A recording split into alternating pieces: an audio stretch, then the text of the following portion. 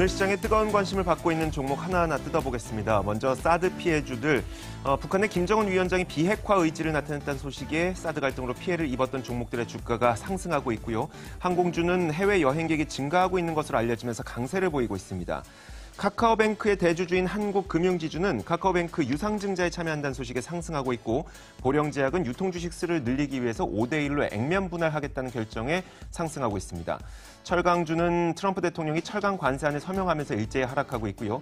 셀트리온은 코스피 200에 편입된 첫날 큰 폭의 하락을 기록하고 있습니다. 롯데정밀화학은 올해 호실적을 거둘 것이란 분석이 나오면서 장중 52주 신고가를 기록하기도 했고요. 녹십자셀은 국내 한 증권사가 항암 면역세포 치료제의 처방 건수가 지속되면서 실적 개선이 이어질 것이라고 전망하며 상승하고 있습니다.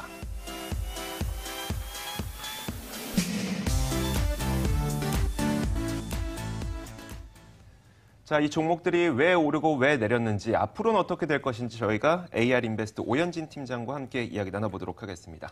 어서 오세요. 네, 안녕하세요. 네. 자, 먼저 첫 번째 살펴볼 게 사드 피해주라고 저희가 좀 종목을 카테고라이즈 한번 해봤어요. 그러니까 사드 피해주가 굉장히 많았었는데 네네. 일단 뭐 갈등이 많이 완화되면서 그 종목들이 오르고 있는 것 같은데 어떻게 보고 계세요? 네, 그래서 뭐 앞서 설명해주신 이유겠죠. 결국은 북한이 이제 비핵화에 대한 가능성을 좀 열어뒀다라는 소식이었습니다. 그래서 대북 리스크 완화에 대한 기대감이 커졌고 또 북미 회담을 좀 원한다는 제스처를 취했어요. 그래서 트럼프 대통령이 또 화답을 했죠. 그래서 5월까지는 만날 수 있다. 그렇게 된다면 이제 큰 변수가 없는 한 북미 정상회담이 진행될 가능성이 높아졌습니다. 지금 북한과 미국이 아주 극단적으로 대치했었던 상황이 확실하게 누그러지는 것이고, 북한의 태도를 보면 최근에 있었던 태도 중에서는 가장 전향적이죠. 근데 이 북한이 이제 언제 태도가 또 돌변할지 그런 부분을 알 수는 없습니다만, 어쨌든 지금은 좋은 분위기가 이어지고 있다라고 보시면 될 것 같아요. 그리고 중국에서도 한 가지 이슈가 있긴 했습니다. 그래서 중국의 그 외교 담당 국무위원이 한국을 방문하는 방안을 추진한다. 그래서 이런 소식이 있었어요. 그래서 국무위원이 아마 한국을 방문하게 되면은 분명히 사드 갈등 해소에 대한 얘기들이 나올 것으로 지금 시장은 예측을 하고 있습니다. 그래서 그러다 보니까 사드 리스크 완화 기대감이 커졌다. 이렇게 보시면 될 것 같고요. 지금 중국 관광객이 사실 생각만큼 빨리 회복이 안 되고 있죠. 그래서 올해 2월 같은 경우 방문한 중국 관광객을 보시면 1년 전 대비 40%가 줄었습니다. 그러니까 지금 사드 리스크가 극단적으로 치달았을 때보다는 회복된 건 맞지만 생각만큼 회복이 안 되고 있었기 때문에 그만큼 사드 관련된 종목들, 흔히 말하는 뭐 화장품주, 카지노주, 면세점주, 주가의 약세를 피할 수가 없었는데 이번에 다시 한번 완화에 대한 기대감이 부각됐다. 뭐 이 정도로 봐주시면 될 것 같고요. 지금 관점에서 이제 사드 리스크에 대한 피해를 받는 종목군들은 좀 긍정적으로 볼 수 있지 않을까 싶습니다. 그래서 아까 말씀드린 대로 워낙에 좀 낙폭이 컸어요. 그리고 이번에는 분명히 좀 다른 기조가 보여주고 있기 때문에 중국인 관광객 회복에 대한 기대감을 이전보다는 조금 더 많이 가질 수 있지 않을까. 그런 관점에서 뭐 카지노주든 면세점주든 화장품주든 좀 반등적으로 가닥을 잡지 않을까 이렇게 생각하고 있습니다. 그런데 궁금한 점은 사실 사드 때문에 많은 우리나라의 면세점 관련주들이라든지 아니면 항공주들이라든지 피해를 입었다는 점은 명백하긴 한데, 사실 그 이면에는 이 중국인들의 소비가 그리고 소득이 높아지게 되면서 굳이 우리나라에 올 필요가 없어졌다는 이야기도 꽤 많이 했었거든요. 우리나라에서. 그러다 보니까 그러면 회복이 된다고 하더라도 충분치는 않을 것이다가 굉장히 많은 전문가분들이 했던 이야기였어요. 언제까지 갈 것인가가 좀 더 중요할 것 같긴 한데 일단 좋아요 의견을 주시긴 하겠죠, 사드 피해주에 대해서? 네, 그래서 일단은 가격 매력이 있기 때문에 좋아요를 드리는 관점이긴 한데 얼마나 좋을까에 대한 이야기는요? 네, 뭐 현재 시점에서 이제 중국 관광객이 실제로 그 회복이 되는지 그걸 확인을 좀 해봐야 되긴 하고요. 그리고 지금 중국 소비주로 분류된 종목군들이 그 중국의 의존도를 많이 낮췄어요. 예를 들면 아모레퍼시픽 같은 경우도 최근에 그 북미 부분의 수출을 좀 늘리고 있는 부분들 나타나고 있거든요. 그러니까 다른 카지노 업체라든지 아니면은 뭐 소비 화장품주라든지 면세점주도 예전에 이제 중국 관광의 중심에서 동남아까지 그 영역을 좀 확장하는 모습이 나타나고 있기 때문에 오히려 지금 상황에서는 그 펀더멘털은 좀 더 강해질 수 있는 요인은 된다라고 봅니다. 그래서 그런 부분들을 같이 염두를 해주시면 될 것 같고요. 지금은 화장품주와 면세점주가 가장 투자 심리 개선 가능성이 높다라고 봅니다. 뭐 화장품주 중에 하나 보면 아모레퍼시픽도 이제 마찬가지인 것 같아요. 지금 많이 조정을 받았던 구간에서 올라오고 있거든요. 그래서 다음 주 월요일에 추가 상승이 된다면 패턴상 이중 바닥이 그려집니다. 그래서 추세적인 상승을 좀 이어갈 수 있는 구간이다. 뭐 반등하게 된다면 이전 고점이었던 한 33만 원 정도까지는 노려볼 수 있지 않겠냐 이렇게 생각하고 있습니다. 알겠습니다. 자, 여기서 첫 번째 종목은 끝내고요. 이어서 두 번째 항공주입니다. 자, 항공주에 대해서는 해외 여행객이 좀 늘어난다는 소식과 함께 항공주들도 좋은 모습 갖고 있는데 이것도 좀 비슷한 결이 있는 것 같아요. 중국과 한국과의 관계 개선 이런 것도 영향을 미치고 있는 것 같고요. 그렇죠? 네, 그렇죠. 아무래도 사드 리스크가 완화가 되면은 네네. 또 중국에서 한국을 조금 더 방문할 것이고 또 네네. 한국에서 중국을 방문할 가능성은 더 높아지는 게 사실이거든요. 네. 그러니까 그러다 보니까 그런 부분에 대한 기대감이 항공주에 반영된다라고 보시면 될 것 같고요. 지금 거시적인 여건도 괜찮습니다. 그러니까 국제 유가가 계속해서 좀 올라갔었던 부분이 부담스럽긴 했는데 또 연이틀 다시 안정이 되고 있어요. 그래서 국제 유가가 생각보다 빠른 속도로 올라가진 않을 것이다라는 기대감이 있고 또 한국은행이 금리를 동결했는데 미국은 이제 금리 인상이 코앞이란 말이에요. 네. 그런데도 불구하고 지금 원달러 환율을 보시면 아주 낮은 수준에서 움직이고 있습니다. 그래서 그런 관점에서 해외 여행에 대한 수요가 확대될 수 있고 항공사 역시도 유가에 대한 부담을, 그러니까 유가 수입에 대한 부담을 조금 덜 수 있고요. 그래서 거시적인 여건들은 항공주에 괜찮다 이렇게 이제 판단을 하고 있고 저가 항공사에 대한 위협은 여전합니다만 지금 대형 항공사 같은 경우 장거리 노선, 그러니까 유럽 이상의 지역에서는 분명히 아직까지는 그 LCC보다는 우위에 있거든요. 특히 최근에 그 유럽 여행이 좀 증가를 하고 있습니다. 그래서 이런 부분들도 좀 긍정적으로 체크해 볼 수 있지 않을까 싶고 또 항공사가 사람만 실어 나르는 건 아니죠. 화물도 실어 나릅니다. 근데 이 화물이 보통 비싸고 가벼운 물건이에요. 항공 네, 화물은. 그렇죠. 그런 것들이 주로 이제 IT 제품이죠. 뭐 네, 스마트폰이 될 수도 있고 뭐 PC가 될 수도 있는데 지금 IT 수출은 굉장히 좋지 않습니까? 그래서 이런 부분들도 항공주에는 긍정적이다. 무엇보다도 항공주도 너무 많이 빠졌어요. 그래서 지금 위치에서는 저가 매수가 들어올 수 있다 이렇게 판단합니다. 네. 자, 이렇게 항공주에 대해서 이야기를 해봤습니다. 달러 환율이 굉장히 낮은 상태에서 지금 유지가 되고 있죠. 우리나라에서 달러를 살 때 굉장히 싸게 살 수 있다는 이야기인데 기름은 달러로 결제하니까요. 같은 돈으로도 달러가 낮아지면서 우리는 기름을 훨씬 더 싸게 살 수 있는 그런 여건입니다. 그러니까 항공주들도 기름을 좀 싸게 공급받을 수 있게 되는 거고요. 자, 그렇다면 앞으로는 어떻게 될지가 되게 궁금하긴 한데 좀 그 여행객 수요는 사실 얼마나 많이 늘지는 모르겠고 일단 네네. 화물 수요는 좀 그래도 교역이 또 많이 늘어나게 되면서 늘어날 것 같기도 하고요. 일단은 좋긴 좋은 것 같네요. 그렇죠. 그래서 지금 이 1, 2월 달에 수출을 보면 IT 수출이 전년 동기 50% 이상 급증하거든요. 그래서 이런 부분들이 항공 항물을 촉진시킬 수 있다라고 보고 있습니다. 그래서 뭐 대표적으로 저는 아시아나항공, 대한항공 다 괜찮다고 봅니다. 뭐 대한항공 대표적으로 봐도 이전 저점을 찍고 오늘 장에서 딱 추세를 돌리는 모습이에요. 그러니까 이전 작년에 있었던 고점을 오늘 확실히 돌려내기 때문에 추세 상승에 대한 초입 구간이라고 판단을 합니다. 역시 한 35,000원 이상까지는 높여둘 수 있다. 좋아요 의견 드릴 수 있을 것 같습니다. 네, 항공주에 대해서도 좋아요 의견을 주셨습니다. 자, 이어서 한국금융지주 한번 살펴볼 텐데 카카오뱅크의 대주주이죠. 근데 유상증자를 또 참여한다고 해요. 이게 유상증자라고 하는 게 때에 따라서 좀 달리 해석이 되잖아요. 근데 이번 카카오뱅크 유상증자는 뭐 때문에 하는 거죠?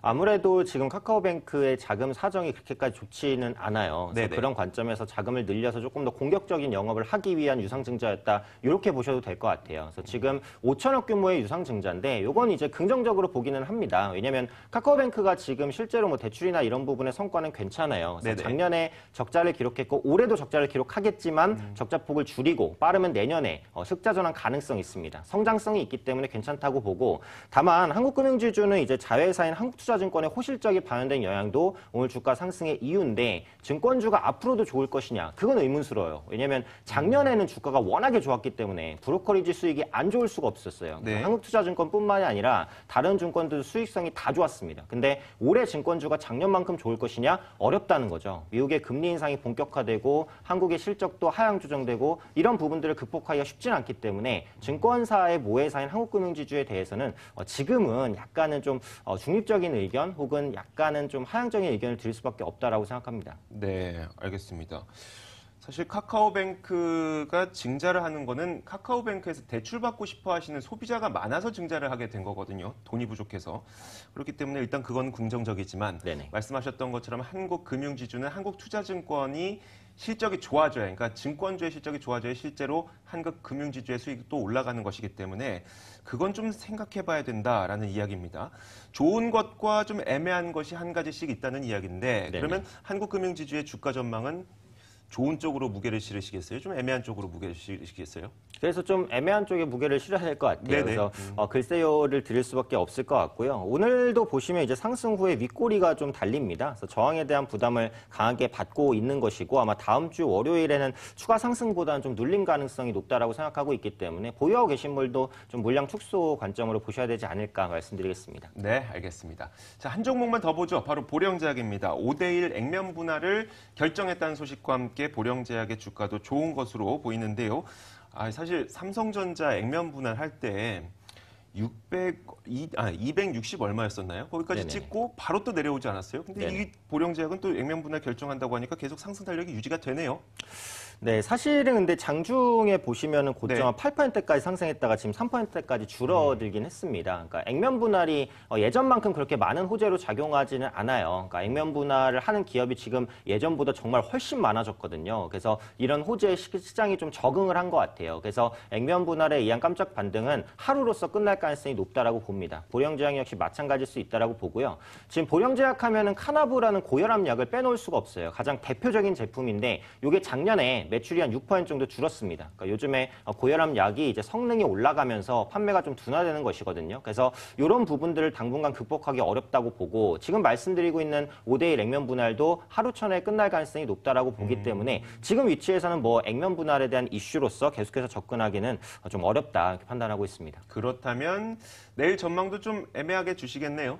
그렇죠. 그래서 글쎄요를 드릴 수밖에 없을 네. 것 같아요. 그리고 무엇보다도 지금 제약주가 약간 셀트리온의 효과에 의해서 많이 끌어올려졌기 때문에 셀트리온 주가 고점 부담이 있다면 전체적으로 흔들릴 수는 있다라고 봅니다. 그래서 그런 관점에서 지금 위치에서도 다음 주에 이 갭을 좀 메우는 하락이 나올 수도 있다라고 생각하고 있습니다. 네, 알겠습니다. 잘 마음에 새겨두도록 하겠습니다. 자, 이제 다음 주 월요일에 탑픽 종목을 한 가지 꼽아봐야 되겠죠. 네 가지 종목 가운데 한 가지 꼽아주셔도 되고요. 이 가운데 하나 꼽아주시죠. 네, 그래서 제가 좋아요를 드린 게 이제 2개 있기 때문에 네네. 좋아요 중에서는 이제 그 항공주를 좀 말씀을 드리도록 하겠습니다. 5월과 6월에 휴일이 좀 많아요. 네네. 그래서 그런 효과들도 누려서 같이 좀 긍정적인 흐름 보여줄 것이라고 전망합니다. 네, 알겠습니다. 자, 이제 오늘 장 마감까지 이제 2분도 남지 않았습니다. 동시효과 분위기 보고 돌아오도록 하겠습니다.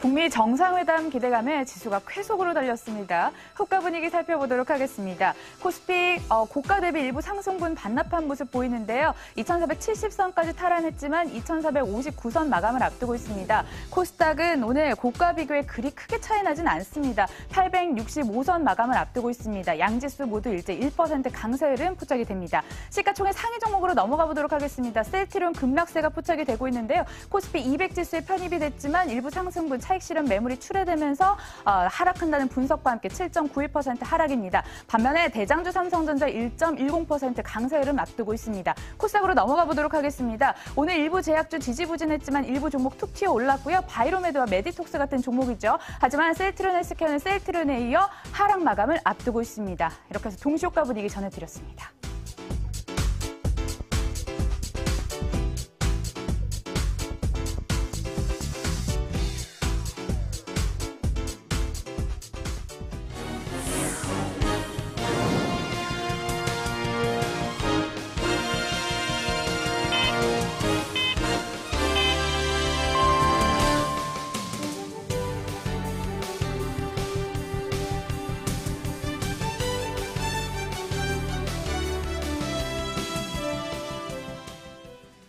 자, 이렇게 3월 9일 금요일 그리고 일주일의 장이 모두 다 마감됐습니다. 사실 저는 오늘 아침에 딱 일어나자마자 트럼프 대통령이 철강 관세에 서명했다고 해서 오늘 시장 힘들 수도 있겠구나 했는데 출근하면서 보니까 계속 남북 관계 개선에 대한 이야기가 나오면서 뭔가 시장 굉장히 혼란스러울 수 있겠다 생각했었는데 결국은 호재에 조금 더 시장 투자자들이 그리고 무게를 두게 된 그런 하루였던 것 같습니다. 일단 시장 그래도 반등하면서 오늘 시장을 마쳤습니다. 마감 지수 살펴보도록 하겠습니다. 먼저 코스피 시장 보면요. 장중에 그 대북 리스크 완화와 함께 급등 출발한 이후에 계속해서 1%대 상승은 유지해 준 것 같습니다. 1.06% 오르면서 2,458.98에 오늘 장을 마쳤습니다. 코스닥 시장도 장중 1% 넘는 상승 탄력을 유지하면서 결국은 1.39% 올랐죠. 865.83까지 오른 채 장을 마쳤습니다. 수급 상황 살펴보도록 하겠습니다. 코스피 시장과 코스닥 시장 모두 외국인과 기관의 동반 매수가 유입이 됐고요. 먼저 코스피 시장에서는 기관의 매수세가 2,890억 원, 외국인의 매수세가 1,665억 원을 기록했습니다. 코스닥 시장도 살펴보자면 기관의 매수 1,000억 원 넘게 유입이 됐습니다. 외국인의 매수가 718억 원 정도를 기록한 채 오늘 장을 마쳤네요. 자, 이어서 업종별로도 한번 살펴보면요. 코스피 시장에서 가장 크게 상승했던 업종이 바로 건설업종이었습니다. 현대건설 등이 해외 수주에 대한 기대감이 높아지는 그런 기업들이 꽤 있었고요. 이와 함께 건설업종이 4.6% 올랐고요. 증권업종도 이 대북 리스크가 완화되면서 투자 심리 개선되자 이 업종 내에 포함되어 있는 거의 대부분의 증권주가 다 올랐습니다. 이와 함께 4%대 상승을 기록했습니다. 유통업종에서는 사드 피해주로 분류가 됐었던 기업들이 많이 소속이 되어 있었는데 오늘 이 종목들이 많이 오르면서 2.9% 올랐고 이외에 비금속 광물 제품, 음식료품도 약 2% 넘게 상승했습니다. 코스닥 시장도 상승 업종을 한번 살펴보도록 하죠.